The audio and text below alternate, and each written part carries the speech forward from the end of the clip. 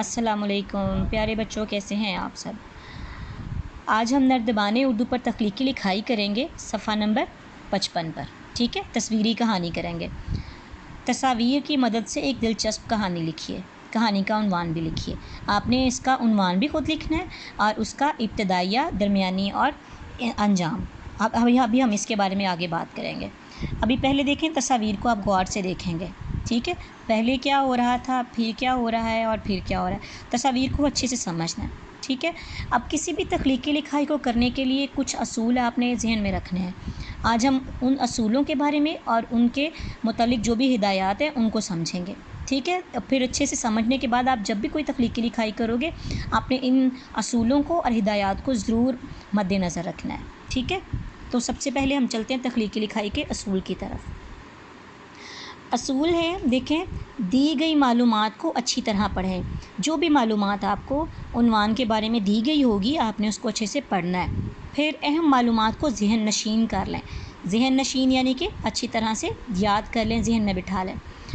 अब अहम मालूमात वो भी इसमें शामिल हैं जो आपको दी गई हैं, और वो भी शामिल हैं जो आपके जहन में आई हैं पढ़ने के बाद।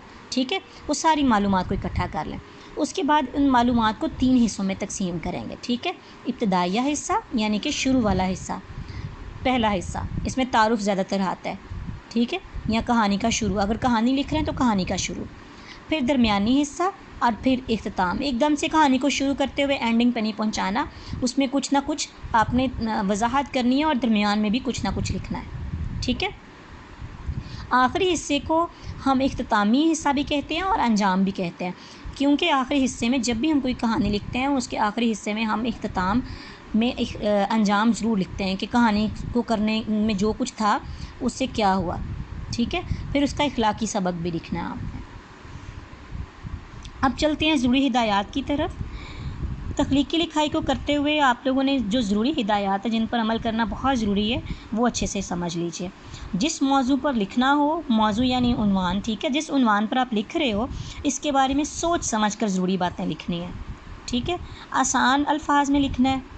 किसी भी बात को बार बार नहीं दोहराना। जो भी जुमला आप एक बार लिखोगे, वही जुमला आप दोबारा नहीं लिखोगे।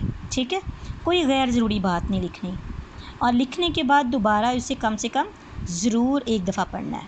ठीक है, और अब देखिए, अब यहाँ पे देखें, इब्तदाई हिस्सा है, एक दफ़ा का जिक्र है कि अब यहाँ पे जो कुछ हो रहा है तस्वीर में, वो आप यहाँ पे इब्तदाइया हिस्सा में लिखोगे।